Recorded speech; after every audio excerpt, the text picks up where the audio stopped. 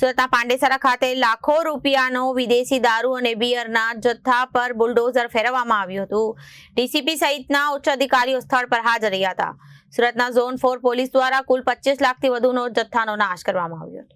સુરતમાં પાંડેસરા ખાતે લાખો રૂપિયાનો વિદેશી દારૂ અને બિયરના જથ્થા પર બુલડોઝર ફેરવવામાં આવ્યું હતું. ડીસીપી સહિતના ઉચ્ચ અધિકારીઓ સ્થળ પર હાજર રહ્યા હતા અને સુરતના ઝોન 4 પોલીસ દ્વારા કુલ 25 લાખથી વધુના જથ્થાનો નાશ કરાવવામાં આવ્યો હતો.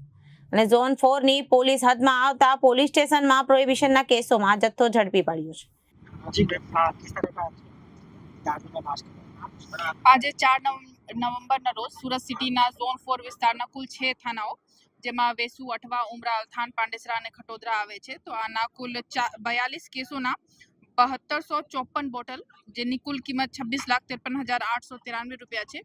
આના નાશ પંચનામા વિગતે એસડીએમ બંને અને પોલીસ ખાતાના બધા અધિકારીઓ સમક્ષ કરવામાં આવી રહ્યા છે અને આ કામગીરી થોડી કલાકમાં પૂર્ણ થશે.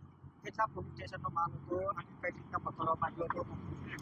ટોટલ 6 પોલીસ સ્ટેશન છે: અઠવા, ઉમરા, વેસુ, ખટોદરા, પાંડેસરા અને અલથાણ. અને કુલ 42 કેસો છે અને અલગ અલગ થાનાના અલગ અલગ કેસો છે, જેમાંથી સૌથી વધારે વેસુના મુદ્દામાલ છે. ઓનલી 2 કેસીસ છે, બટ આ મહેંગી દારૂ હતી તો ટોટલ 9,12,930 રૂપિયાના મુદ્દામાલ છે. અને બાકી થાનાઓમાં અલથાણના પણ 8,66,000ના મુદ્દામાલ છે અને અદર થાનાના થોડો ભાગ છે. Bureau report Janadesh news.